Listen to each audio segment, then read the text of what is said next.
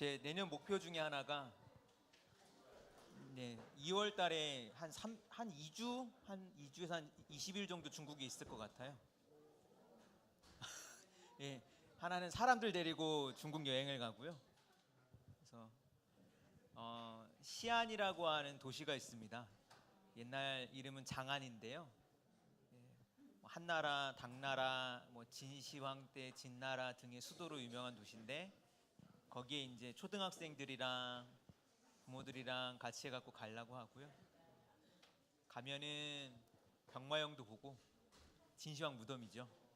그리고 대안탑이라고 있습니다. 대안탑은 서유기에 나오는 삼장법사의 모델이 된 현장이라는 사람이 있어요. 현장이라는 스님을 모신 곳인데 대안탑도 가보고 박물관 가보는 게 좋을 것 같은 생각도 들어서, 왜냐면 산시 그 박물관 가면 당나라 시대의 문물들 같은 거 꽤나 있거든요. 그런 것도 보고. 그다음에 이제 이 친구들이랑 원래는 삼국지랑 서유기를 읽었어요. 그래서 삼국지 이야기도 해볼 겸 해가지고 청두, 우리나라 이름은 성도라고 하죠. 그 도시를 갑니다.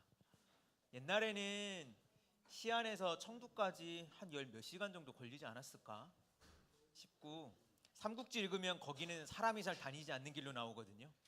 잔도라고 하는 좁은 길을 만드는 곳인데 지금은 고속철도가 뚫려가지고 3시간이면 갑니다. 이게 3시간이라고 하는 말을 이게 감이 안 오실 텐데 엄청난 거예요. 그래서 그렇게 돌아보고, 저는 그 여행팀을 보내고 서안에서 상해로 가가지고 상해에서 또 하나의 여행팀을 만나려고요. 예, 예. 기왕 중국 간 거 2번 땡겨야죠. 그래서 한 팀은 애들이랑 학부모들 이렇게 만나가지고 서안이랑 뭐 삼국지 서유기 얘기하고 보내고, 한 팀은 이제 요즘에 올해 개인적으로는 루신을 많이 읽어서요. 상해 가서 이제 같이 공부했던 사람들 맞아서 소흥, 소주 위에 있는 작은 도시입니다. 소흥, 그리고 난징, 상해를 돌아보는 루신 기행을 갈까 지금 생각을 하고 있습니다. 시간 되시면 텍스트를 읽는 것뿐만 아니라 현장에서 보고 경험하시는 것도 좋지 않을까 생각을 합니다. 저는 사실은 올해 이 강의가 없었다면 장자를 그렇게 많이 보지는 않았겠다는 생각이 들더라고요. 올해는 어찌된 일인지 장자보다는 루신을 열심히 읽어가지고요. 여튼 볼 일은 별로 없었는데 다행입니다. 그래서 저는 잘 다녀올 텐데요.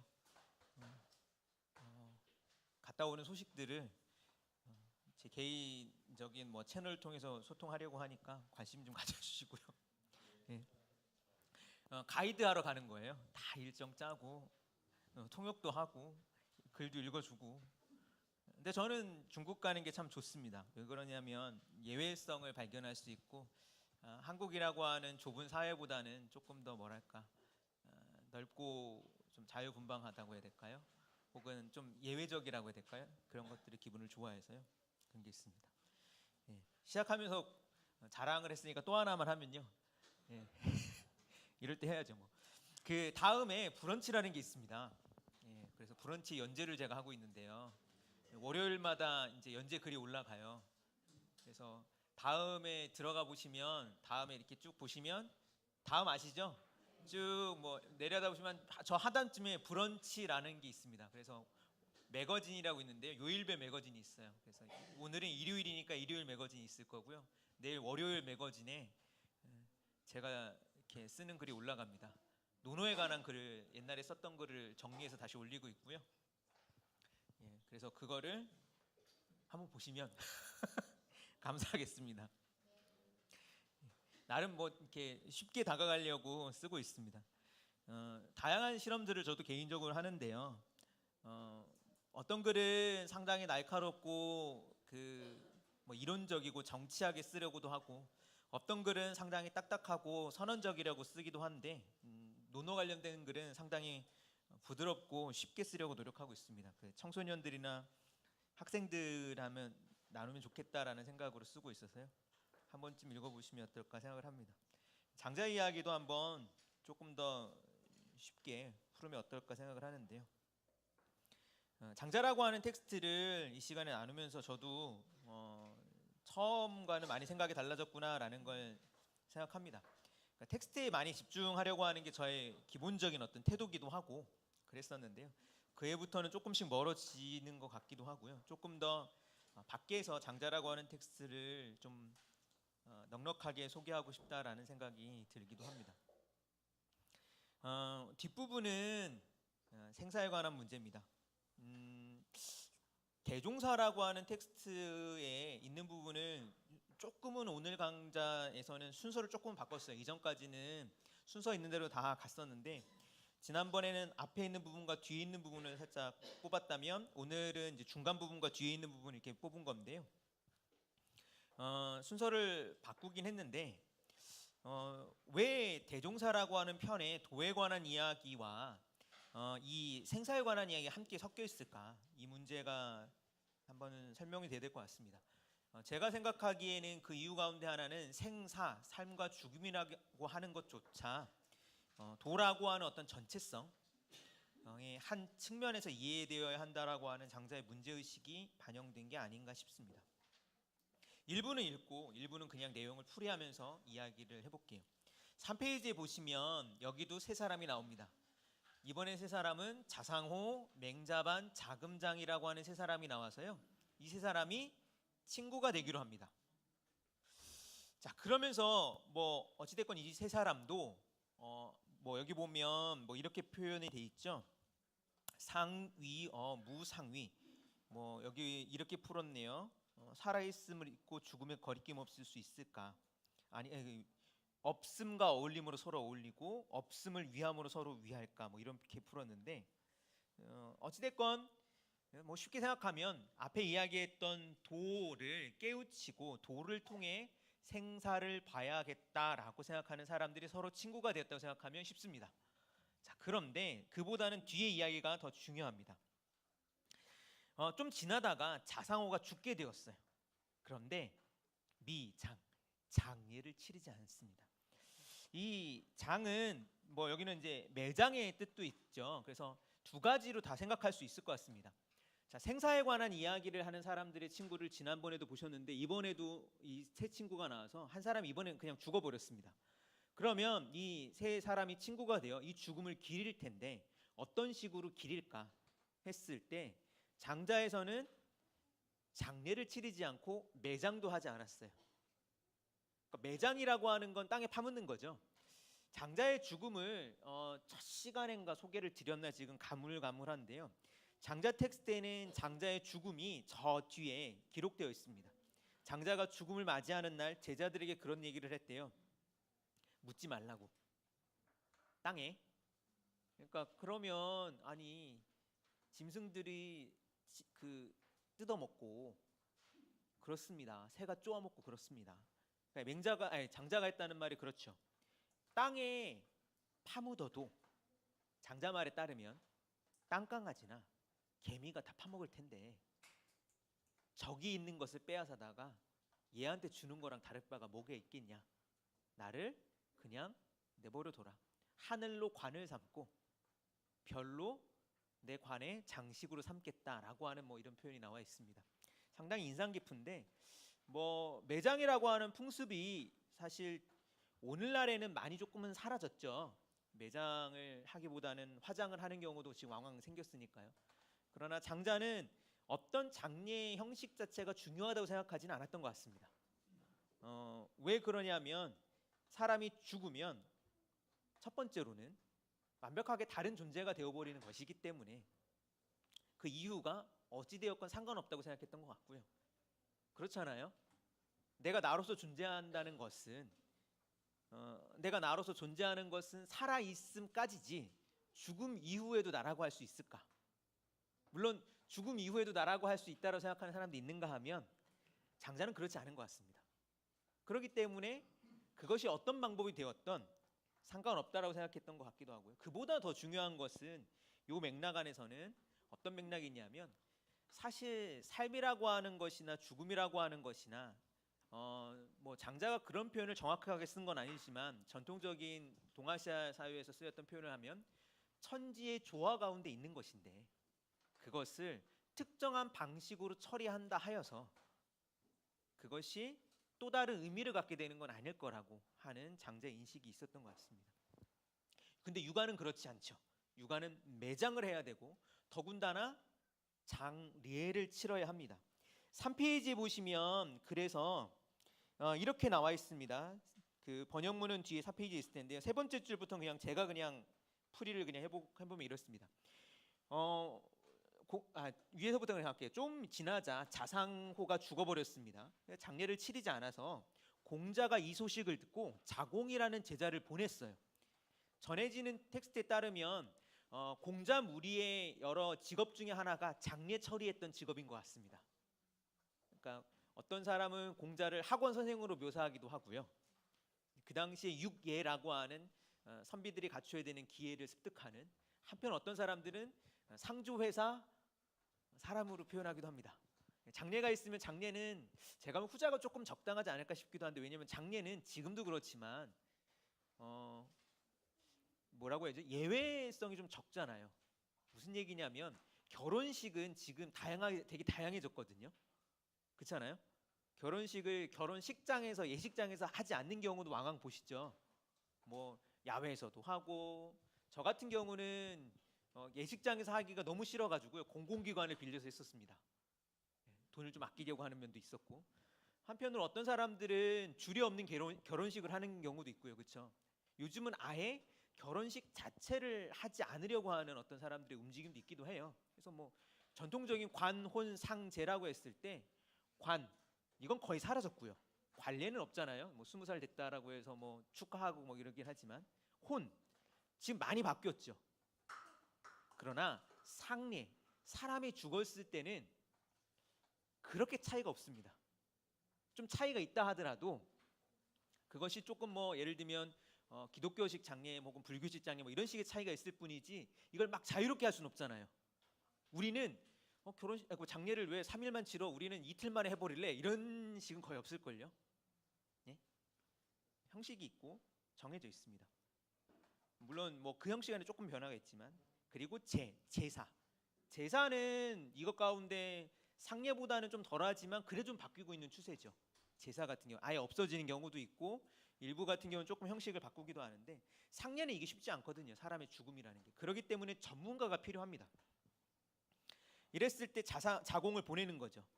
그래서 이 상례를 치르도록 했는데, 가보니까 친구들이, 어떤 친구는 노래를 부르고요, 어떤 친구는 거문고를 타고 있는 거예요.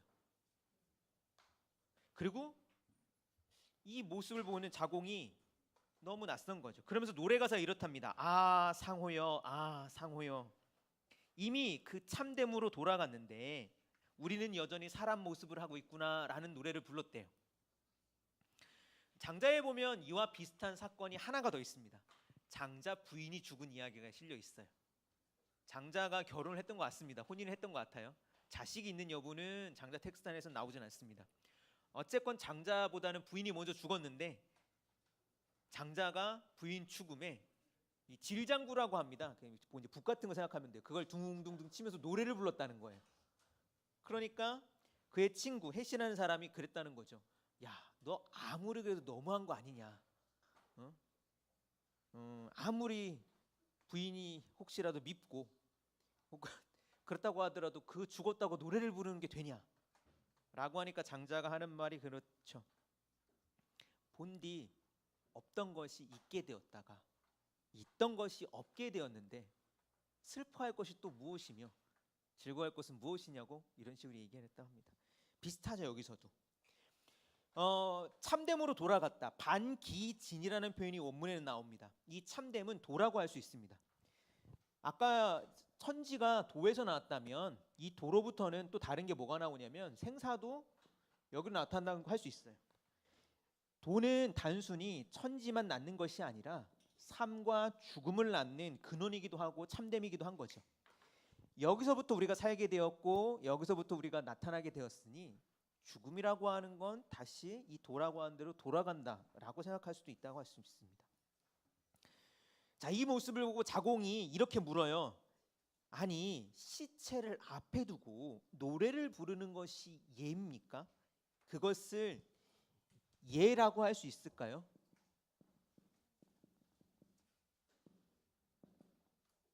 육아는 사람이 살아가면서 예라고 하는 상호성이 되게 중요하다고 생각하는 거죠. 어떤 사회적인 규범이라고도 할 수 있고요, 관습이라고도 할 수 있고 전통이라고도 할 수 있습니다. 아니 그건 예가 아니지 않습니까? 그랬을 때 이 두 사람이 서로 돌아보며 웃으며 말하기를 이렇게 얘기합니다. 이 사람이 어떻게 예에 대해서 알겠는가? 글쎄요, 이 뒷이야기는 뭐 정확하게 남아있지 않습니다. 장자가 그럼 예를 어떻게 생각했냐? 이거는 잘 모르겠어요. 사실 적당한 질문이 아닌 것 같기도 합니다. 왜냐하면 장자는 예는 이래야 한다라고 하는 논의 자체를 장자 안에서 조금은 이제 발견하기 어렵기 때문에 그렇기도 합니다. 예라고 하는 것은 어떤 식의 사회성, 특히 상하 혹은 지금과 나중이라고 하는 관계성이 있어야지 얘가 중요하게 되는데 장자는 그런 거 별로 관심 없는 사람이었던 거로 보이거든요. 즉 아랫사람이 윗사람에게 어떻게 해야 되는가, 윗사람이 아랫사람에게 어떻게 해야 되는가, 우리가 낯선 타자를 만나면 어떻게 해야 되는가, 이런 문제는 장자의 관심거리가 아니었던 것 같습니다. 혹은 지금이 아니라 이 우리가 하나의 사회를 꾸려가는 존재로서는 어떻게 존재해야 되는가, 뭐 이런 게 큰 관심은 없었던 것 같아요. 다만 중요한 건 뭐냐면 생사라고 하는 것에서 예를 지키는 것조차도 어떻게 보면 장자는 그 근본적인 탐구 없이 그냥 관습대로 지키는 것은 아닌가라는 질문을 했던 것 같아요. 그에 관한 삶과 죽음에 대한 태도는 다음에 있는 우화에서 더 잘 나옵니다. 4페이지에 있는 건 읽어보겠습니다. 자, 4페이지 중간 부분에 있죠. 요번 읽어보겠습니다. 아, 이, 자래, 유, 병. 천천연, 장사. 기, 처자, 환이, 읍지. 자리, 왕, 문지왈. 질, 피. 무, 달화. 일단 여기서 끊고요. 좀 있다가 이제 요 이야기는 지난번에 그 나누어 드렸던 세 사람 만나서 친구를 맺었던 그 뒤에 하나의 또 붙는 에피소드입니다. 세 사람의 이름이 기억나시진 않으실 텐데 이름이 그렇게 중요하진 않습니다. 어찌됐건 자레라고 하는 한 인물이 병에 걸렸습니다. 죽을 병에 걸렸는데요. 천천연, 숨을 헐떡거리며 막 죽으려고 할 때 기처자, 그의 처자식들이 그를 둘러싸고 읍지. 읍은 곡이랑 좀 다릅니다. 읍은 눈물을 흘리다는 뜻에 조금 가까워요. 그러니까 곡은 소리를 내는 거고 읍은 이제 뭐라고 해야 돼? 이 슬픔을 감당하지 못해서 흐느끼고 있는 거죠. 자, 한 사람이 막 지금 숨을 거두려고 하고 있고 식구들이 모여서 흐느끼고 있어요. 그랬을 때 사리라고 하는 친구가 문지 그를 문병 와서 하는 말이 재밌습니다. 질, 피. 이때 질자는 호질의 질자라는 동어입니다. 꾸짖는다는 뜻입니다.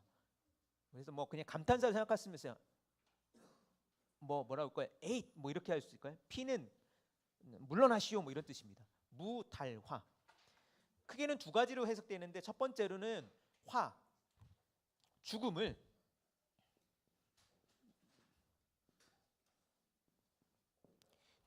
무달 슬퍼하지 마시오. 이 화는 변화한다는 뜻이죠. 이 사자랑 상당히 닮아 있습니다. 땅에 시체가 들어가서 변화되는 것이 죽음이라고 한다면 사실은 죽음도 커다란 변화 중에 하나라고도 할 수 있습니다. 이 변화를 슬퍼하지 말라. 혹은 달자를 어떻게 해석하면 놀래킨다라고 해석하는 사람도 있습니다. 무슨 얘기냐면 지금 죽는 사람을 놀래키지 마시오. 이 죽는 사람은 죽음을 맞이함에 있어 자기가 그것을 어떻게 맞이할지 스스로가 정말 온전히 그 순간 맞이할 텐데 옆에서 울면서 그런다 하여서 이 사람이 이것을 맞이함에 놀라게 된다라고. 자기가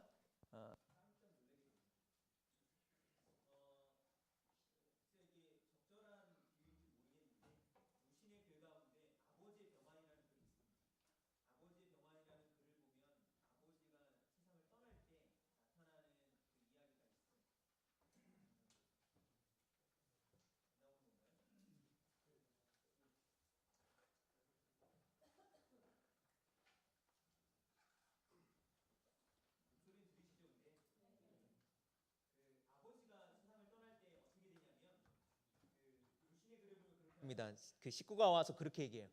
아버지를 부르라고. 그러니까 아버지가 지금 눈을 감으려고 하고 있는데 숨을 떠나고 하는데 이제 그 친척이 와서 아버지를 빨리 부르라고. 아버지 부르라고. 옛날 관습에는 초혼이라는 게 있었죠. 기억 아시나요? 초혼. 그러니까 사람이 죽을 때도 그 사람을 죽지 말게 살아있는 사람은 어떻게 해야 된다고 하냐면 붙잡으려고 소리를 부르라고 하는 거죠. 그리고 죽은 사람도 어떻게 하냐면 죽었다고 그냥 내버려 두지 말고 혹시 이가 다시 살아날지 모르니 혼을 불러야 된다라고. 그래서 옛날에는 이제 지붕 같은 데 올라서 망자 이름을 부르고 그랬었잖아요.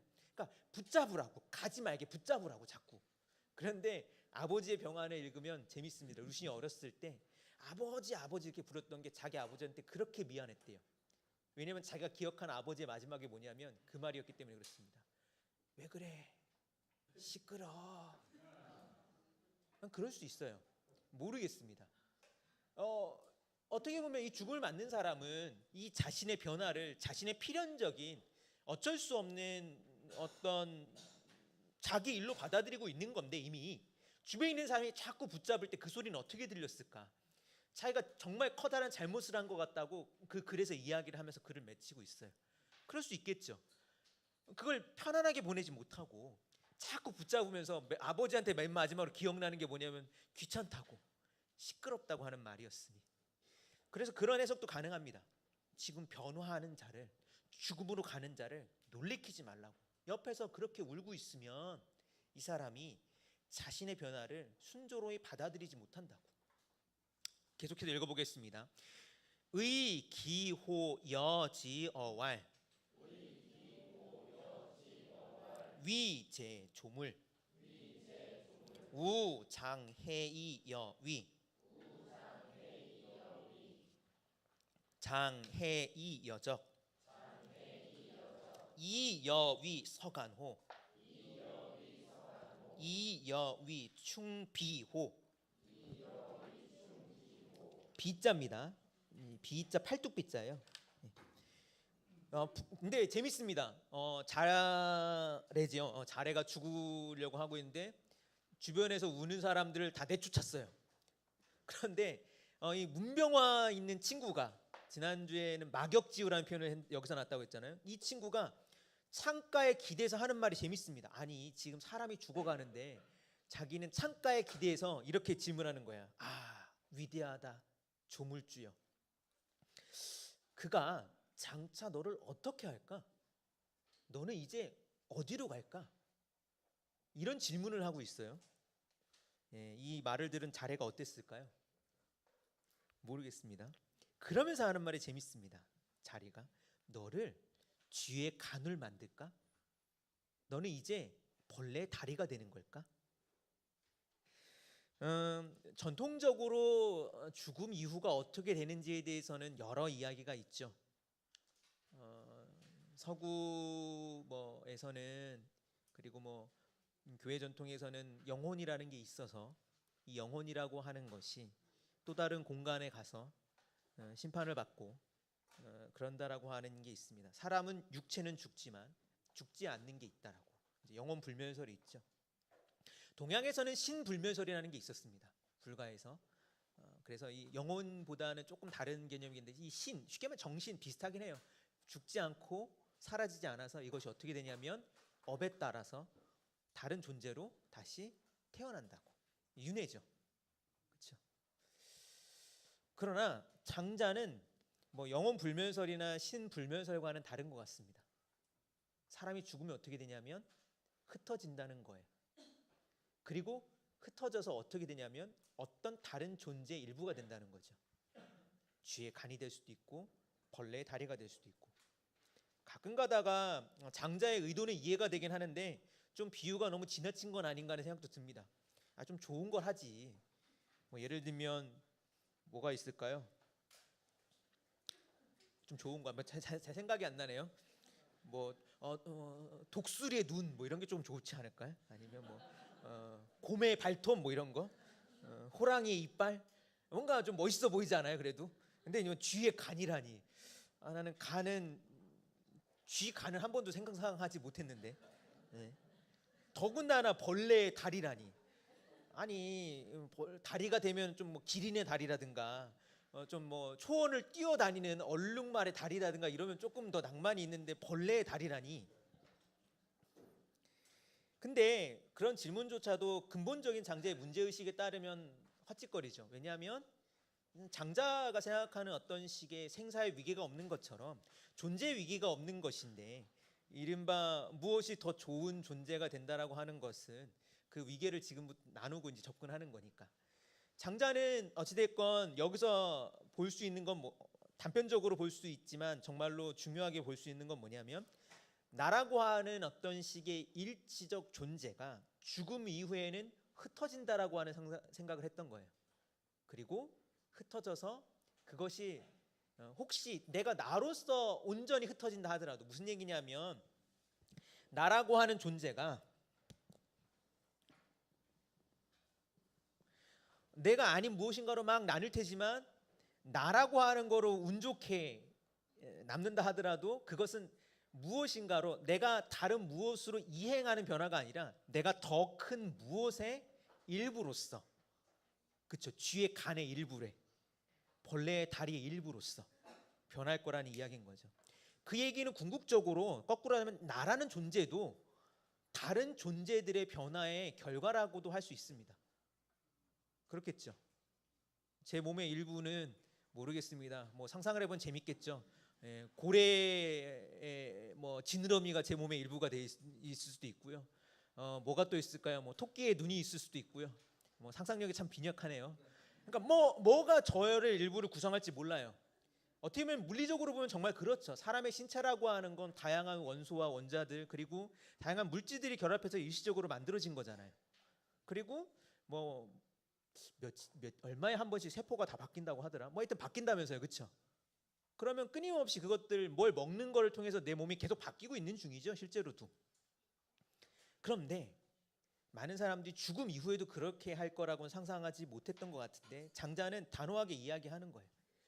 죽음 이후에는 나라고 하는 존재는 흩어지며 무엇인가의 일부가 되어버릴 것이고, 그런 성찰 속에서 다시 한번 할 수 있는 것은 나라고 하는 존재도 무엇인가의 죽음과 변화의 결과물일 거라고 하는 어떤 연속성 혹은 단절성을 이 속에 함께 이야기를 합니다. 그러면서 보면 장자는 죽음 이후를 이야기하지 않았던 이유가 명확해요. 죽음 이후는 나라고 하는 개별성으로 도저히 접근할 수 없는 세계이기 때문에. 왜냐하면 나라고 하는 것이 흩어져서 어떤 전체 혹은 무엇인가 새로 조합되어질 무엇의 일부일 수밖에 없기 때문에. 내 이전도 그럼 얘기할 필요가 없겠죠, 당연히. 다만 나라고 하는 지금 현재성 자체에 주목하게 됩니다. 4페이지 밑에 보면 이 이야기를 들었던 자레의 그 반응이 나옵니다. 읽어보겠습니다. 자레왈 부모 어자 동서남북 유명지종 음양어인 불시어 부모 피근오사 이아불청 아즉한의 피하죄언. 자레의 말을 그냥 쑥 풀면 이렇습니다. 자레가 말하기를 부모가 자식에 대해서 동서남북 이리저리 가라고 하면 명령을 따라야 하는데, 음양의 변화는 부모의 명령보다 훨씬 중요한 것이다. 지금 내가 거의 죽게 되었는데 내가 그것을 듣지 않는다면, 즉 뭐냐면 죽지 않겠다고 내가 나로서 자꾸 있으려고 한다면 나는 이 세계로 가지 말아야지. 내가 자꾸 이 세계를 유지하려고 한다면 내가 그러면 거스르는 존재가 되는 것이니, 그것이 이 음양의 변화가 무슨 죄가 있겠는가? 죄가 있다면 이행하지 않으려고 하는 나에게 있는 것이지. 그 다음이 더 재밌습니다. 읽어보겠습니다. 부대괴 제아이형 노아이생 일아이노 식아이사 고선오생자 내소이 선오사야. 풀이하면 무릇 이 커다란 땅덩어리는 나에게 형체를 주어서 삶으로서 나를 수고롭게 하고 늙음으로 나를 편안하게 하며 죽음으로 나를 쉬게 하는구나. 이 표현은 다른 부분에서 보셨을 겁니다. 그러므로 삶을 좋아한다는 것은 죽음 또한 좋아해야 하는 것이다. 그 다음 읽어보겠습니다. 이 못하네요. 금지 대야 죽음 금용약왈 아차 필위 막야 대야 필이위 불상지금 금일범 인지형 이왈 인이 부조화자 필이위 불상지인 금일이 천지위대로 이조화위대야 오호왕이 불가제. 자, 그래서 죽음이라고 하는 것은 변화의 하나라고 해놓고 이제 잘해도 하나의 비유를 듭니다. 지금 대야 커다란 대장장이는 쇠붙이를 녹여서 만드는 거죠. 뭔가를 만드는 존재죠.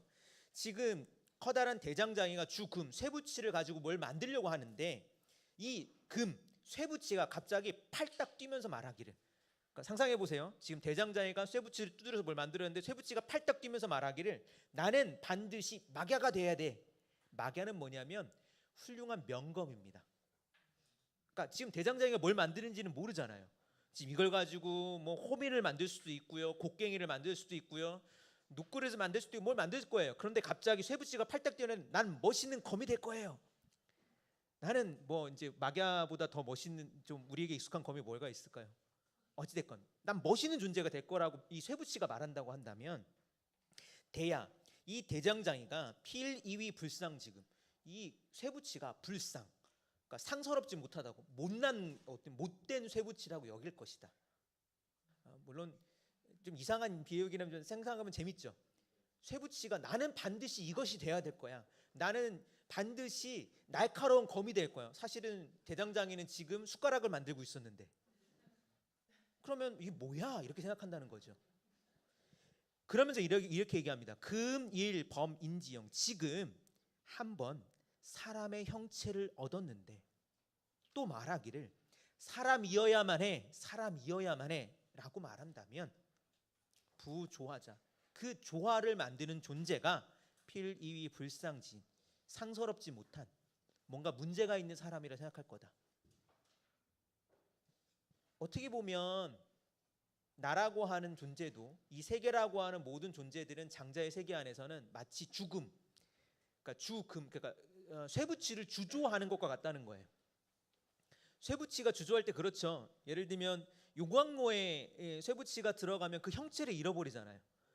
숟가락은 숟가락 놓고 젓가락 놓고 칼 넣는다라고 해서 숟가락과 젓가락과 칼이 합쳐져 가지고 뭐 요광이 만들어지는 게 아니잖아요. 그건 다 존재가 사라져 버리는 거고 완벽하게 다른 무엇인가 탄생하는 겁니다. 인간이라고 하는 것도 그렇다고 하는 거죠. 나라고 하는 것도 나라고 하는 개별성뿐만 아니라 인간이라고 하는 위상도 그렇다는 거죠. 누가 보기에는 쥐의 간보다는 사람이 낫고 벌레의 다리보다는 사람이 낫다고 볼지 모르겠지만 그렇다고 지금 뭐 사람에 대해서 자기한테는 다행이라고 여기겠지만 그런데 지금 죽음을 맞아서 나는 꼭 사람이어야 돼. 죽음 이후에도 난 꼭 사람이어야 되라고 여긴다면 그 조화자가 어떻게 생각하겠는가? 장자는 이어서 이렇게 이야기합니다. 자레의 말을 빌려서요. 지금 천지를 커다란 화로로 삼고 조화가 이 조화라고 하는 것이 커다란 훌륭한 대장장이라고 한다면 즉 천지는 화로와도 같고 조화의 힘은 대장장이가 뭔가를 만들겠다고 하는 것 같다면 우리는 그가 무엇을 만들지도 모르고 있으며 혹은 어떤 식으로 나를 주조할지 모르는 상황에서 어떻게 해야 되겠는가? 장자의 대답은 이렇습니다. 오호 왕이 불가제 어찌 된들 안 될 건 또 무엇이겠는가? 그렇죠. 장자의 말이 맞다면 맞다면이라는 표현을 빌리는 이유는 사실 죽음 이후라고 하는 것은 증명 불가능의 영역에 있기 때문에 그렇습니다. 뭐 그거는 우리가 뭐 경험해 보지 못했고 알 수 없잖아요. 다양한 이론들이 있고 설들이 있습니다. 장자의 설은 화로와도 같다라고 하는 설입니다. 장자의 말이 맞다면 그럴 겁니다. 우리는 생이라고 하는 짧은 순간에만 나라고 하는 존재를 가지고 삶에 부딪힐 수 있을 뿐이고요. 죽음이라고 하는 것을 맞는 순간 그 이후는 우리 손에 놓여 있지 않은 거죠. 장자가 보기에는 다 틀렸다고 생각했던 것 같습니다. 우리의 어떤 업에 따라서 공과에 따라서 우리가 다른 존재로 거듭난다는 것도 장자가 보기엔 틀렸고요. 그렇잖아요. 장자가 비유 생각하면 그럴 거 아니에요. 숟가락으로 밥을 열심히 잘 먹었어요. 근데 이 숟가락이 이제 좀 못 쓰겠다고 해서 이걸 대장장이가 그럼 다음에 더 좋은 숟가락으로 만들어야지. 이 숟가락이 좀 이게 뭐 쓸모가 없었던 다음에는 숟가락보다 못난 젓가락으로 만들 이런 생각하지 않잖아요. 그냥 쇠붙이는 쇠붙이 용도가 끝나면 들어가서 무언가를 만드는 일부가 될 뿐인 거죠. 공과에 따라서 우리가 다른 존재로 거듭난다는 것, 나라고 하는 존재가 어떤 식으로 연속된다라고 하는 것, 전생이 있다는 것, 후생이 있다는 것, 장자는 그렇게 생각하지 않았던 것 같습니다. 한편 우리 가운데 무엇인가를 떼어서 그것을 영혼이라고 할 수도 있고 혹은 정신이라고 할 수도 있고 혹은 무엇인가를 따로 떼어서 그것이 온전히 순수하게 존재하여 또 다른 세상에 가고 나는 내 몸은 혹은 썩어지거나 없어질 거라고 생각하지도 않았던 것 같아요. 존재는 일시적이며 순간적이고 그리고 그 이후는 도무지 우리는 알 수 없으며 어떠한 이 조화라고 하는 어떤 거대한 힘 가운데 놓여져 있다라고 하는 게 장자의 인식입니다. 뭐가 맞는지는 알 수 없지만 저는 개인적으로 장자의 이런 인식 자체가 매력 있다고 생각을 합니다. 어떻게 보면 삶의 현재성에 끊임없이 주목하게 만드는 부분도 있고요. 왜냐하면 이후를 생각할 수 없기 때문에. 또 한편으로는 존재를 조금 더 겸허하게 받아들이게 되는 것도 있습니다. 존재가 존재로서 무한하다고 생각하는 순간 이 존재에 아주 커다란 의미를 자꾸 부여하게 되죠. 철학가들이 많이 얘기했지만 어떤 특권을 부여하게 됩니다. 그러나 장자의 세계 안에서는 모든 존재가 평등할 수 있는 가능성이 있다면 이러한 어떤 조화관이 있기 때문이라고 할 수 있습니다. 일시적으로 구성되었고 일시적으로 배치되었으며 그 배치나 존재가 끝나는 순간이 도래하고 그 이후는 다시 한번 뒤섞여서 다른 존재들로 될 것이라고 하는 인식 가운데서는 위계가 있을 수가 없죠. 더 귀한 것은 설사 있다 하더라도 그 단편적인 삶 속에 더 귀한 것이 있을 수 있겠죠. 그리고 그것은 절대적인 것이 아니고 그냥 일시적인 나에게 좋았던 것이겠죠. 내가 쥐의 간이 되면 저에게 좋았던 것이 좋을까요? 문득 생각하니까 되게 재미있는 상상이 드네요. 어제 제가 맥주를 많이 마셨었거든요. 축구를 보고 기분이 좋아서 막 맥주를 마셨습니다. 제가 간이 되었다면 제가 맥주를 좋아했을까요? 하는 생각이 드네요. 갑자기 내가 뭔가 간이 되었다면 되게 재밌지 않습니까? 간이 되었다면 저 맥주 먹는 저 존재가 제발 먹지 좀 말라고 내가 힘들다고 투덜거리지 않았을까? 네? 그럴 수도 있죠. 좋은 건 분명히 일시적인 나에게 좋은 거라고 하는 인식을 할 수가 있습니다. 삶도 지금은 당연히 좋죠. 나에게 중요합니다. 그러나 그것이 절대적이지 않다라고 하는 인식을 할 수 있어요.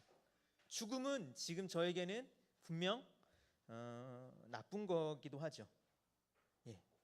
그러나 장자 인식 가운데 그것은 어떻게 보면 커다란 쉼이기도 합니다. 존재를 유지하는 데 들어야 했던 다양한 감정들, 존재를 유지하기에 고민해야 했던 다양한 상념들, 관계들로부터 이제 자유로워진다고도 볼 수 있으니까요. 6페이지에 있는 부분은 이제 이 대종사가 끝나는 하나의 에피소드인데요. 이 부분은 간단하게만 그냥 보도록 하겠습니다. 내용을 그냥 그 맨 마지막에 하나의 에피소드인데요. 내용이 이렇습니다. 자여라고 하는 자와 자상이라고 하는 자가 친구였습니다. 어느 날 비가 펑펑 내렸습니다. 열흘이 넘도록 비가 내렸어요. 자여가 말합니다. 자상이라는 이 친구가 아마 힘들 거야. 자상이라는 친구가 가난했나 봅니다. 그래서 밥을 싸가지고요 그에게 갖다 주려고 했어요. 참 좋은 친구죠. 저는 항상 먹는 걸 챙겨주는 것이 삶 가운데 되게 중요하다고 생각을 합니다. 참 이제 제가 속이 좁아서 그런지 모르겠지만 누군가의 관계성을 생각할 때 저 사람이 나에게 좋은 걸 남겼는가 나쁜 걸 남겼는가 했을 때 그렇게 밥이 생각나더라고요. 왜 그런지 잘 모르겠어요.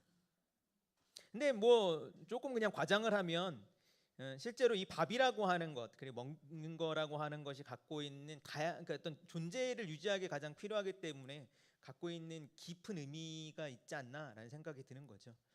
저희 집에 있는 4마리 짐승도 저를 좋아하는 이유가 뭘까 하면 이 밥을 먹여주기 때문이 아닌가 생각합니다. 매일 밥을 챙겨주면 이 고양이 되게 좋아해요. 여튼 이 자상이란 친구가 이 자열하고 친구가 굶을까봐 밥을 싸갖고 갑니다.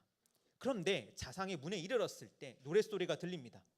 그런데 마치 슬피 울며 곡하는 노랫소리처럼 들리기도 해요. 장자에 나오는 좀 슬픈 노래입니다. 노래 가락은 이렇습니다. 부야 모야 천호 인호 아버지일까 어머니일까 하늘일까 사람일까. 이거를 조금 더 풀이하면 내용은 이렇습니다. 뭐냐면 뭘까? 부모가 그렇게 하는 걸까? 아니면 하늘이 나에게 한 걸까? 사람이 나에게 한 걸까? 내가 지금 당면한 이것이 뭐 때문인 거지?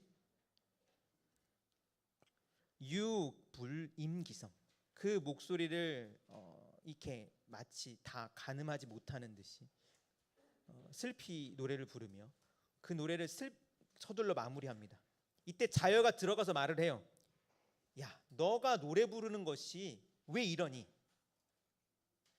그러니까 뭐냐면 못마땅한 거죠.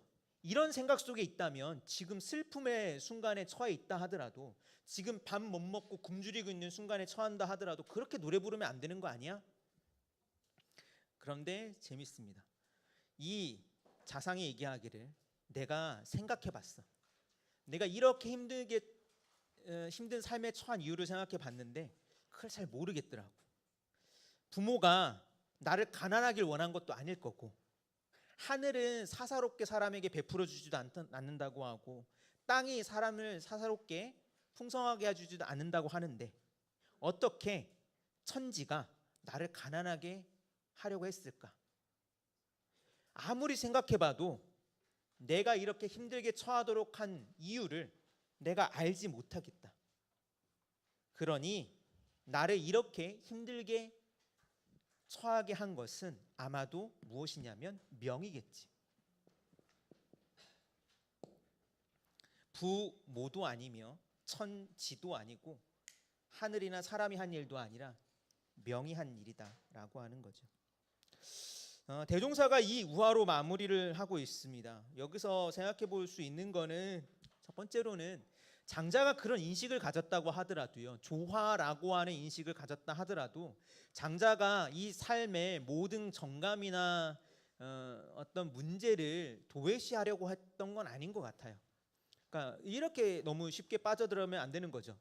나라고 하는 건 일시적인 존재이고 내가 경험하는 어떤 감각이나 정감이라고 하는 것조차 일시적이니 모든 건 다 그렇고 그런 거야 라는 식으로 퉁 쳐버리면 안 되는 거죠.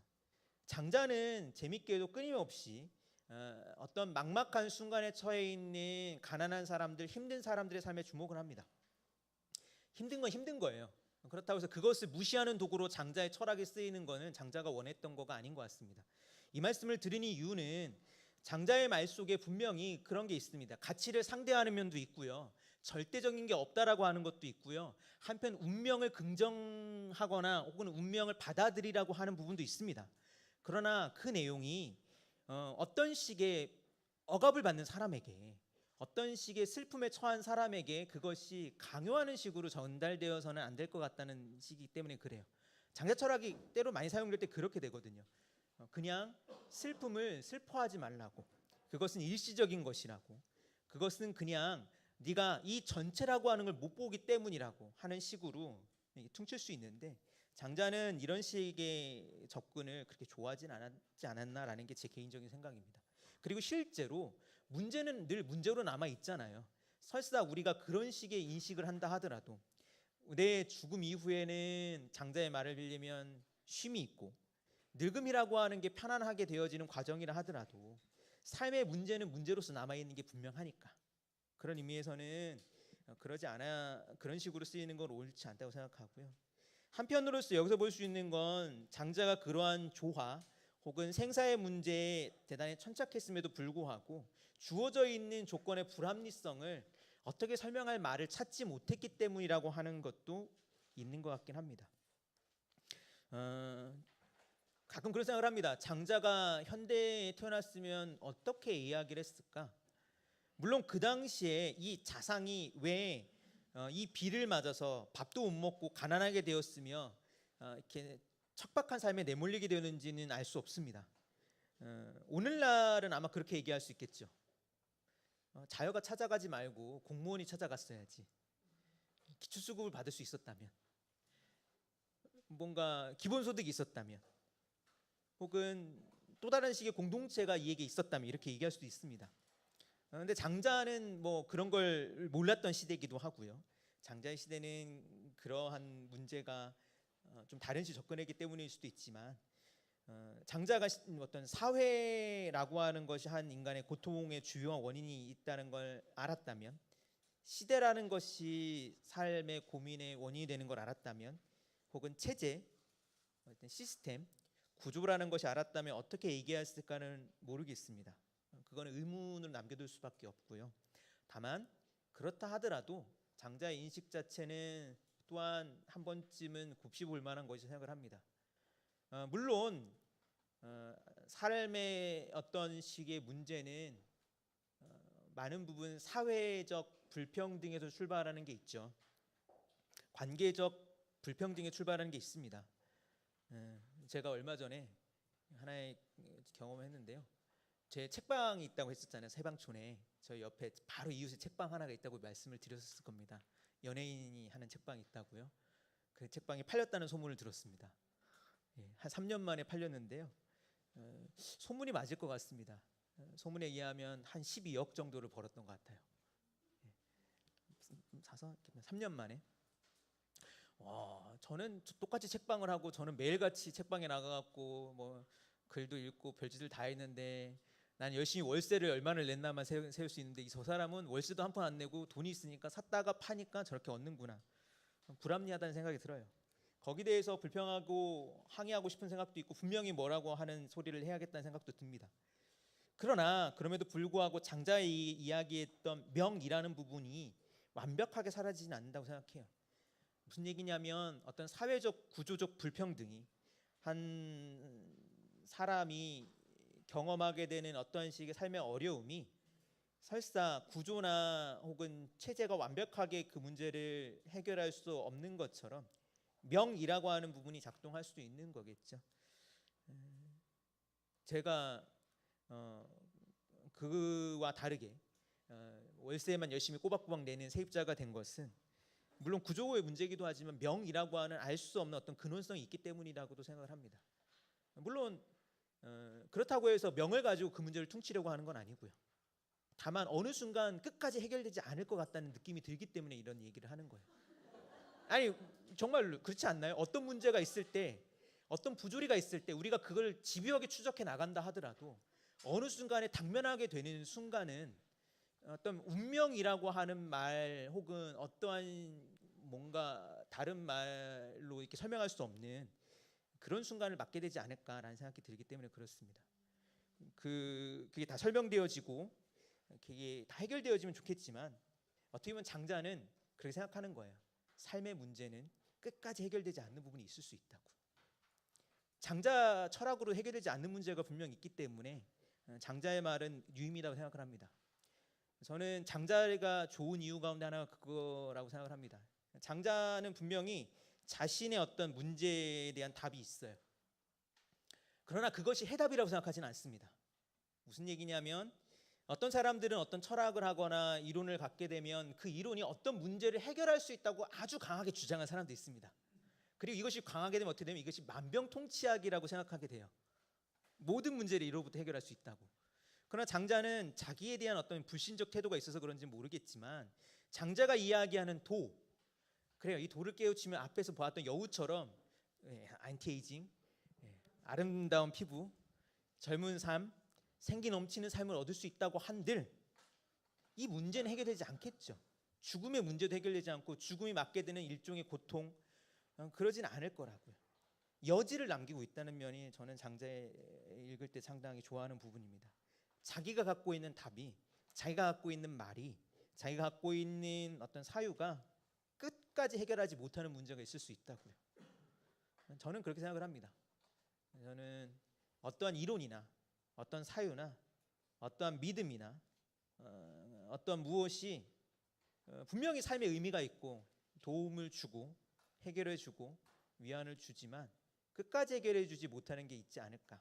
그리고 그것은 한때는 어떻게, 그리고 그래서 어느 날 장자를 읽는 사람도 자상의 노래처럼 뭐가 나를 이렇게 만들었을까? 무엇 때문에 나는 이렇게 힘든 순간에 처했을까?